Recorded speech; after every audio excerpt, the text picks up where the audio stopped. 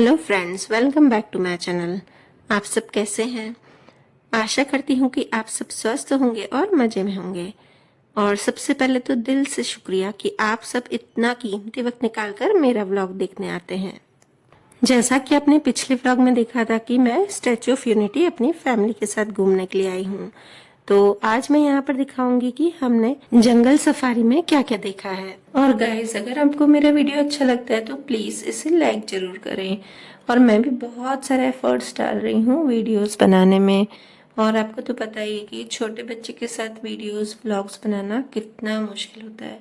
तो प्लीज, अगर आपको मेरा वीडियो अच्छा लगे तो इसे लाइक किए बिना मत जाइएगा।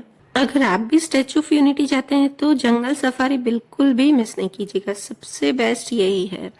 और ये लगभग 3 से 3.5 घंटे की है। तो जंगल सफारी के लिए सबसे पहले तो हमें एंटर करते ही लेनी होती है टिकट। तो हमने तो टिकट को ऑनलाइन ही बुक कर दिया था।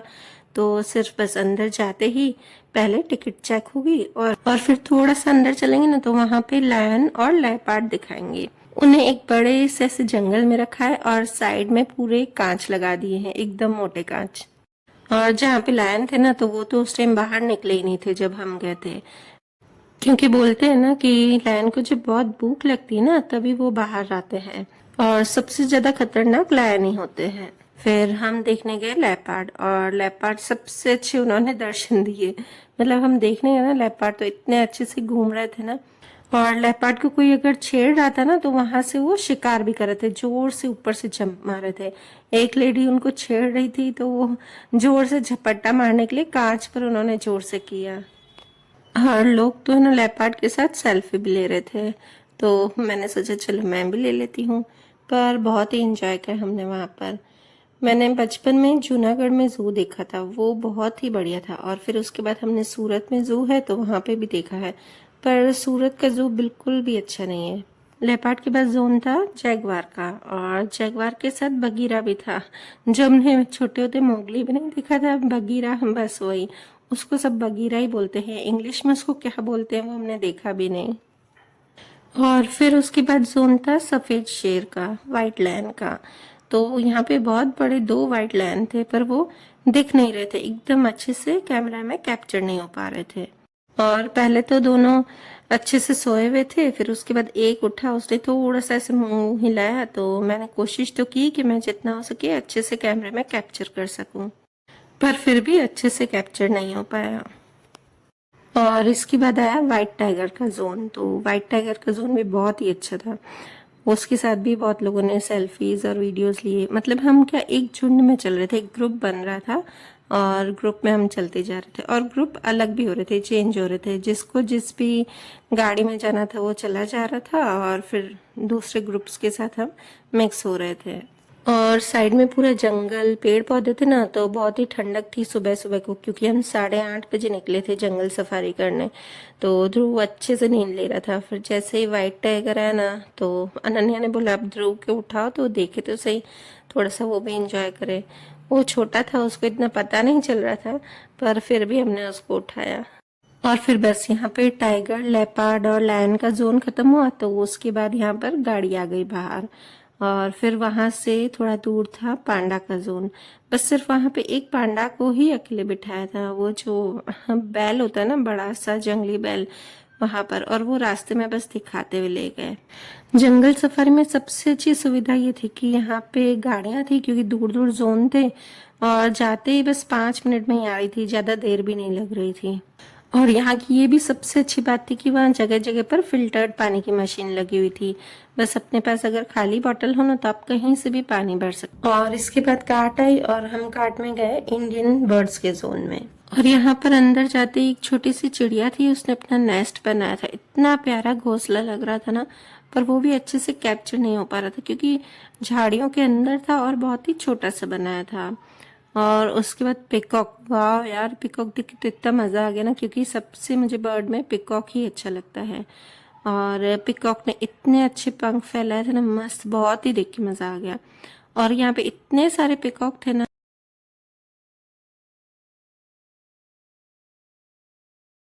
और जब मोर ने अपने पंख फैलाए ना तो मेरा कैमरा बंद था, नहीं तो वो इतना अच्छा सीन था ना, अगर मैं वो कैप्चर कर पाती ना तो बहुत ही देख के आपको अच्छा लगता। और फिर जैसे इसने पंख बंद किए तो वो मैंने अच्छे से शूट कर लिया। और मैं जहाँ पे रहती हूँ ना, उस बिल्डिंग के पीछे भी एक गांव है, तो गांव में इतने सारे मोर होते हैं ना, और मोर की आवाज़ें आती है अच्छी अच्छी। पर वहाँ पे भी उस साइड में थोड़ा सा हटा के सारा कच्चा मैदान, और वहाँ पे भी बिल्डिंग्स बना रहे हैं, तो थोड़ी सी मोर की संख्या हमारी साइड तो थोड़ी सी कम हो गई। फिर भी कभी कभी बहुत अच्छी अच्छी आवाज़ें आती है मोर की। पहले मैं वॉक करने जाती थी ना, तो वहाँ एकदम खुला मैदान होता था, तो इतने अच्छे अच्छे मोर भी कभी दिखाई देते थे, दो तीन।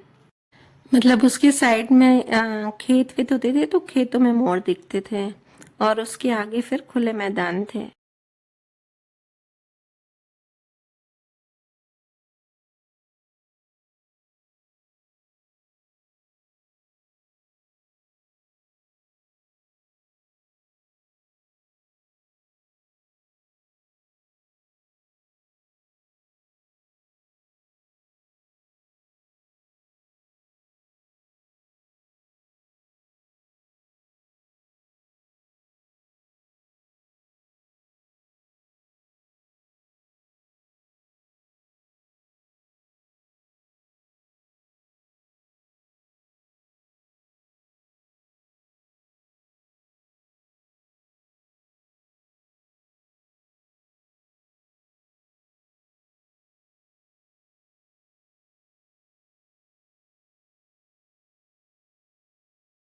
और फिर साथ में यहाँ पे स्वान, बतख, ये सारे यहाँ पे बर्ड्स थे।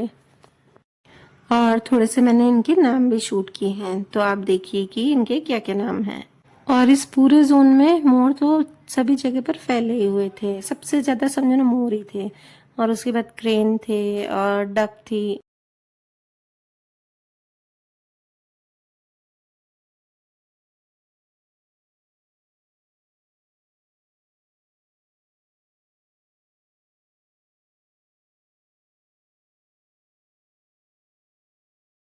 और फिर बस यहाँ से थोड़ा सा बाहर निकले और डियर थे। डियर थोड़े से दूर थे यहाँ पर, और फिर डियर के आगे चले तो वहां पर फिर से हमको गाड़ी लेने आ गई, और इसके बाद ये गाड़ी से ही दिखाते हुए चल रहे थे दूसरा डियर।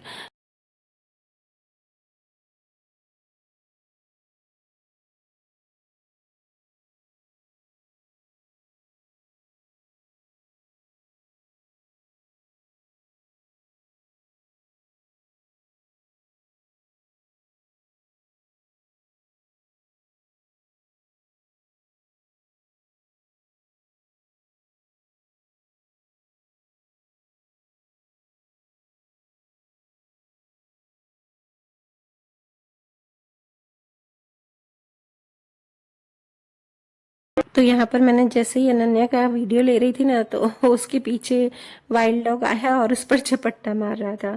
यहाँ पे बिल्कुल सेफ रहता है, क्योंकि एकदम मोटा सा कांच था, तो बिल्कुल भी बाहर नहीं आ सकते हैं वो। और इसके बाद हम उतरे तो नेक्स्ट जोन था, उसमें थी इंडियन वाइल्ड डॉग। और अनन्या को हर जगह ऐसा है ना कि मैं ध्रुव के साथ भी फोटो खिंचवाऊं, तो जैसे ही वो ध्रुव को भी लेके बैठी, तो उसके पीछे फिर से उसने झपट्टा मारा।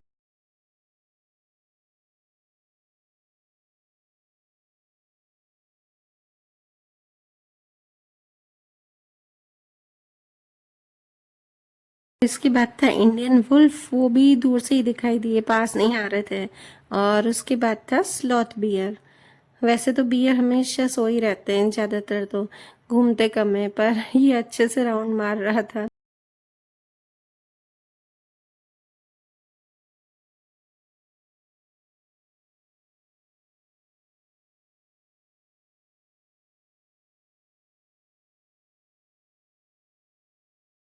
सबसे ज्यादा इंसान की आंखें किसी एनिमल से मिलती है ना, तो वो है ओरांगुटान। और इसके बाद फिर से काट आई, और फिर वो हमको ले गए क्रोकोडाइल जोन में। तो क्रोकोडाइल तो बिल्कुल हिल ही नहीं रहे थे अपनी जगह से, बस उसको देखने में तो हमको बिल्कुल मजा नहीं आया। और थोड़ा सा आगे चलते ही वहां पर घड़ियाल भी थे, पर वो ज्यादा दिखाई नहीं दे रहे थे, और धूप भी इतनी तेज हो रही थी ना, तो अब थोड़ी सी थकान भी लग रही थी। और फिर से हमें काट ले गई एक अलग जोन में। यहाँ पे तो सबसे देखने लायक था, क्योंकि यहाँ पे था ओरांगुटान। ये मैंने फर्स्ट टाइम देखा था अपनी लाइफ में, और इतना बढ़िया देखने में लग रहा था ना, क्योंकि एकदम पहले तो हम गए ना तो वो एकदम पड़ा हुआ था, एक जगह हिल ही नहीं रहा था। पर उसको देख के सही में देखो ना तो इतना डर लगे ना कि अभी से ही आपको खा जाएगा।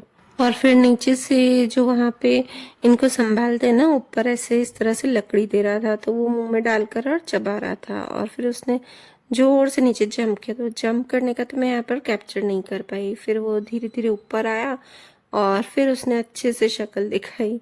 और इसकी अगर आप आंखें देखोगे ना तो बिल्कुल इंसान जैसी, क्योंकि बोलते हैं ना कि इंसान भी पहले बंदर का ही रूप थी, तो मतलब बोलते हैं ना कि इंसान सबसे ज्यादा जो करीब थे ना वो ओरांगुटान के ही करीब है। और इसके बाद हम गए हिप्पोपोटामस के जोन में, तो वो भी पानी में सोया हुआ था, तो ज्यादा कैप्चर नहीं हो पा रहा था, एकदम दूर से दिखाई दे रहा था। और इसके बाद था साउथ अमेरिकन कोआदी का जोन। ये इस तरह के दो दिख रहे थे, तो इनके दो पास पास में अलग अलग जोन थे। तो बच्चे बोल रहे थे एक थोड़ा गोरा है, एक थोड़ा काला है, तो एक अमेरिकन होगा और एक अफ्रीकन होगा। और उसके बाद जोन था टफ्टेड कैपुजिन का। हमको सबसे ज्यादा मजा इसी में ही आया, क्योंकि इसमें क्या था ना, एक छोटा सा बंदर था और वो बड़े वाले बंदर को, मतलब उसके मम्मी या पापा होंगे, उसको बार बार छेड़ रहा था। वो पड़ा हुआ था, सो रहा था और उसको उठा रहा था।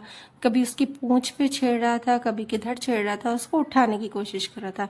आप खुद ही देखिएगा, ये मैंने अच्छे से कैप्चर किया है और इतना मजा आ रहा था ना इसको देखकर। और उस छोटे से बंदर ने इतनी कोशिश की ना उसको उठाने की, आखिर उठा ही दिया। और बड़े वाले बंदर ने छोटे को प्यार किया, उसके बाद फिर से वो छेड़ने लग गया। मतलब हमने सबसे ज्यादा टाइम इसी में ही स्पेंड किया था और सबसे ज्यादा एंजॉय भी इसी में किया।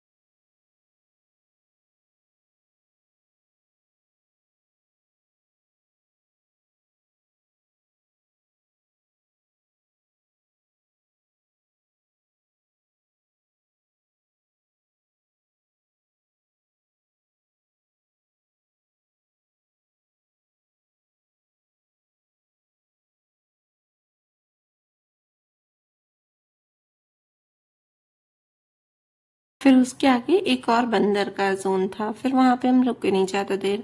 और फिर कार्ट में हम गए फिर से एक एग्जॉटिक बर्ड्स के जोन में। वहां पे भी बहुत अच्छे अच्छे एग्जॉटिक बर्ड्स थे। इसमें ये जो रेड वाले दो बर्ड्स थे ना, बस इनको ही बंद करके रखा था पिंजरे में, मतलब जाली के अंदर। और बाकी जो बर्ड्स थे ना उनको ऐसे ही खुला रखा था, वो किसी को मतलब नुकसान नहीं पहुंचाते हैं इसीलिए। और ये इस तरह का ब्लू और जो येलो बर्ड था ना, वो तो इतना पास में आके बैठ गया था ना, तो सब इसके साथ सेल्फी खिंचवा रहे थे और वो छुप करके घास खा रहा था, मतलब पत्तियां खा रहा था। और जब मैं पैकिंग कर रही थी ना तो आपने देखा ही होगा कि मैं अम्ब्रेला भी लेके गई थी, क्योंकि पता था कि वहां पे धूप में घूमना पड़ेगा। तो बहुत ही अच्छी सेफ्टी हो गई अम्ब्रेला से। ध्रुव को तो हमने जैसे ही धूप बढ़ी ना तो अम्ब्रेला के नीचे ही रखा था। और हमको काट ले गई ना तो बीच में स्नेक जोन भी था, पर वहां पे उन्होंने रुकाया ही नहीं। फिर हमको बाद में किसी ने बोला कि बीच में स्नेक जोन भी था, तो वो तो हमारा रह गया था, बोल रहे थे। और फिर थोड़ा सा आगे बढ़े तो यहाँ पे थे ऑस्ट्रिच और वाइल्ड बीस्ट था, जिराफ था। ये सब उनकी याद दिलाता है। जब छोटी थी ना दृष्टि अनन्या, तो मैं उन सबको एनिमल्स बर्ड्स के नेम पढ़ाती थी। अब तो मैं काफी बर्ड्स के नेम्स तो भूल भी गई थी। ये सारे बर्ड्स मैंने उनको पढ़ाए हैं बुक्स में। और इसके बाद फिर थोड़ा सा खाने पीने का था, तो यहाँ पे हमने कुछ स्नैक्स लिए और स्नैक्स खा के और फिर बाद में हम गए पेट जोन में। तो चलिए वीडियो को करती हूँ यहीं पे एंड, और आगे हमने क्या क्या देखा उसके लिए मिलते हैं हम नेक्स्ट व्लॉग में।